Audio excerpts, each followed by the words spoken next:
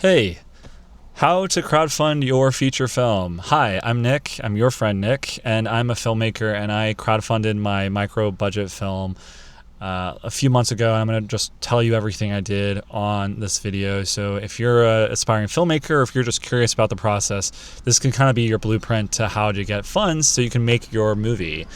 I raised $17,000 in 1 month, which is great for my micro budget film. We were trying to aim for 20%. We got 90%, but it worked out really well. So let me give you some tips and tricks. I'm kind of just going to talk off the cuff, friend to friend, if that's cool with you. If you want more of a detailed video, let me know like down below and stuff. But if you're going to be doing a crowdfunding your film, use Seed & Spark. That's what I use. It's this crowdfunding platform that's really great for indie filmmakers. The reason it's really great is because it has this ticking time clock on it that a lot of other sites don't have, and it's kind of your enemy and your best friend at the same time. It's this thing, I don't know what it's called, but at 80%, if you don't hit 80% of your budget, Seed & Spark is going to give all of the funding back to your donors. So you might be like, Nick, it sounds awful. Why would I want to do that platform when I can do Indiegogo? I can do like crowdfunding, other crowdfunding platforms. And the reason is because that sole thing is what helped me get my funding. That pressure cooker is actually going to be your best friend. So I'll talk about my experience in a second. But use Seed & Spark. Seed & Spark is also great because they give you all of these resources that teach you how to allocate your time, how to build up your pitch deck, how to create an email list. I didn't even know this, like how to get all of your emails, all of your contacts, and put them in an email list, and how to use like kind of an auto-generating email to send out emails so you don't have to do it manually one by one. You can kind of bulk it. And they give you a lot of tips on like when to reach out and how to reach out. And it was really, really helpful. And that was my favorite thing about Seed & Spark, is that they gave all of these resources. Something I really fumbled the ball with, which is something you should know, because I'm going to tell you everything I wish I did better, is give yourself at least a month before you want to go live for crowdfunding to send in your pitch and your page to Seed & Spark. I started this whole process, I think, in December. I wanted to go live December 15th. I didn't go live with my campaign for the road trip film, which is going to be on this channel later on. Make sure you like and subscribe to follow. See that whole journey. It's going to be so exciting. I didn't end up crowdfunding that until January 15th, which was like a whole month after. And part of the reason is because they need to review your video. So Seed & Spark is really great because they are not just going to push out your campaign out to everyone, partly because the people that are on Seed & Spark are people that they want the projects vetted for them. And so Seed & Spark is also going to vet your project to just make sure that, you know, it's real. The vetting is not too intense, don't worry about it, but someone's going to check your video and give you just basic tips and say, hey, if you make this longer or shorter, if you add some more perks, you might do a lot better. And that was one of the best things I loved about Seed & Spark, is that gave you feedback. I wish I used it a little bit more. I was such on a time crunch that I didn't really allocate that. I think I finished everything and then I just tried to push the ball forward more. So the more time that you give yourself to actually work with Seed & Spark, I think it will be better. However, you might not need it, because I did fairly well, and I'll tell you why. So going into January 15th, Seed & Spark really helps get you in your head for crowdfunding that, and this is what no one tells you, unless you're doing it yourself, is crowdfunding goes in so many weird ways. It's like a loop-de-loop, corkscrew, like emotional roller coaster. And part of the reason is because it's a psychological thing that you're doing with people to pay for your film. You have 4 weeks, 30 days. Do the 30 days. Don't do 45. It's not going to make a difference. You might be like, Nick, that doesn't make any sense. Extra days might help. It's not the amount of days that helps you get your funding. It's the pressure. All that you're going to be really doing as a filmmaker for crowdfunding is you're creating pressure. You create hype, you create drive, and then you create a pressure cooker, which forces people at the back end to pay and to say, hey, I don't want to miss out on this really cool opportunity. It makes it special. So week 1, you're going to go in and you are going to, well, actually, I'm going to backtrack a sec. Sorry about that. Something that really helped me that you should be doing that I learned is before you go live, like for your crowdfunding, it's going to be really important that you start priming people. So what I did for this project, for the road trip film, is I started priming people on social media a whole month ahead. And priming doesn't even mean just saying, I'm going to be going crowdfunding January 15th. What I was doing was I was practicing filmmaking. I was practicing making shorts. I was practicing how I was going to communicate with people. And I was just getting them ready to kind of realize that, oh, he's making something. Oh, he's making a film. Oh, he looks like he's like setting something up for Student Spark. I was just doing like little shorts every day for a month ahead, so that when my project went live, people weren't just like, oh my God, Nick's just randomly online right now. Like, why is that, right?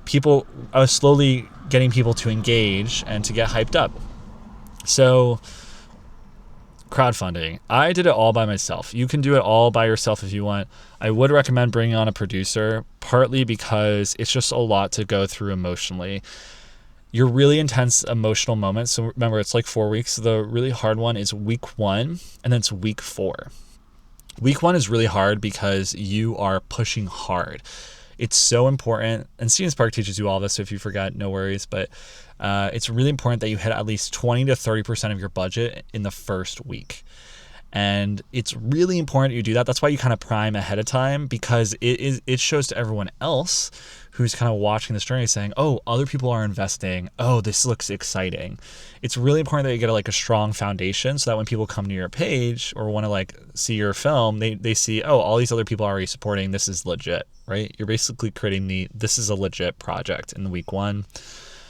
I think for us, I was trying to hit 30%. We hit like 23%, which is awesome. And meanwhile, this is where the psychology comes in. You driving your film, you're always going to be promoting it and celebrating every single win, even if it doesn't hit your mark. And I need to go into whole depth with you. And I'll tell you, there were so many moments where I was like kind of upset. And I was really nervous and anxious. And I said, oh my God, we're not hitting our goals. Is this okay? And I was hitting up ChatGPT, trying to like calm my nerves. And I want to let you know that that's so normal. You're going to kind of go in waves, but you're really good trying to hit 20 to 30% in your first week. No, it's legit. Then the next 2 weeks, you are going to basically just be showing your face. Try to get like 10, 20%. The last week is when you pull your biggest numbers. I think when I was at like 5 days left, we were at like 45%, 50%. And this is why Student Spark is awesome. So if you want to crowdfund your film, use Student Spark, because Student Spark, I then put on the pressure and said, hey guys, if we don't hit 80% of our film budget, we lose it. And so many people freaked out. I knew going into this that that's the case. Like you will too, right? You are aware, but it's a drop on your audience to say, hey, this is at stake. Not like, it's not that we're just making a film, but like everyone that's invested, if you don't invest, like it's all gonna be for nothing. And I think having that time pressure cooker really helped, at least for me, get over 80% into 87%, which was our final marker. However, I do want to say something to you, and I'll get into like emails and all the tact that you are going to do. The last week of crowdfunding is very emotionally exhausting, partly because you push really hard. And you kind of have to learn how to let go of things. But what's really hard, which I didn't realize, is that you are going to see people around you freak out. And that is so normal, okay? So don't worry about it. But you're going to see your colleagues or see your friends who've been following you start to feel the pressure of your campaign. And that was something I didn't expect. And I just want to tell you, you are going to face that, and it's okay. People might freak out in front of you. They might say, oh my God, what happens if this doesn't happen? It's good to be honest, but that means it's working. And that's why I love Student Spark. It really put this pressure under their fire. You might now ask, like, Nick, did Student Spark actually help you get people? I don't know. Part of the thing that helped me was and this is what I recommend, is I reached out to every single person I know in my entire life. And the really beautiful thing about crowdfunding, I know it's scary, is you kind of have to drop your ego as a filmmaker. because anyone can help you. And it's a really great opportunity to really reconnect with everyone in your life. Go through all your old emails, I downloaded all the contacts from my emails and I put them into this Excel sheet, which Scene Spark will teach you. I then did this automated email. So I would write emails, and I only wrote them for like the opening. I did like the first week. I did day 1, I did day 7. I did it once every week. I did updates, and then I also did it when we were getting close, like 3 days left, 2 days left, 1 day left. And yeah, I should have mentioned this earlier. I used a fiscal sponsor, which I'd highly recommend.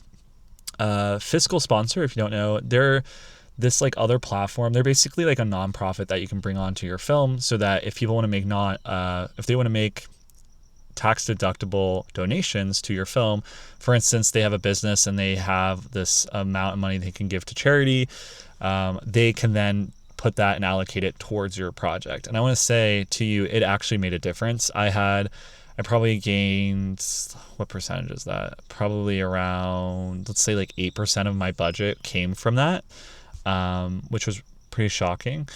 And it's really normal. They'll take a percentage of your cut, so will Scene and Spark. It's kind of the rough thing, to be honest, but it's normal. So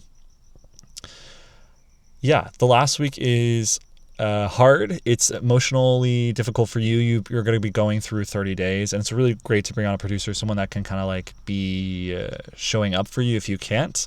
I was lucky that I was showing up every day just because I had gotten to that rhythm, like the month before with priming people. So yeah, I think so. Some of the highs with crowdfunding your film is it's really awesome because you get to tap back into your network and you get to see and have people like actually support you. You get to see who believes in you. I know that puts a lot of pressure on you, and like it's okay if you don't get a lot of people, but it's really heartwarming when you see people from really long ago and they donate $5, and you go, oh my God, they are making a difference. And it's really great. And I think some of the cons of crowdfunding is that it is just really emotionally taxing. I had to take 2 weeks off after it to emotionally regulate myself again, and that's okay. So I know if you're here and you made it this far, make sure you leave an emoji of like saying hi, but I just want you to know that it's so worth doing crowdfunding. It is such a wonderful joy to do. Scene and Spark is your go-to, and just know that it's not linear. Like I got a lot of my budget like at the last 2 days, like I think like 20%. And so, yeah, let me know if you have any other questions. And let me think about like the best donors I got. So the best way that I was able to reach people was, it really was people that weren't my close friends. Most of the high donor people were people that I've worked with or that I was colleagues with, or I had like one good interaction with. And I want to reiterate this to you, that if you feel really uncomfortable like selling your project, totally normal.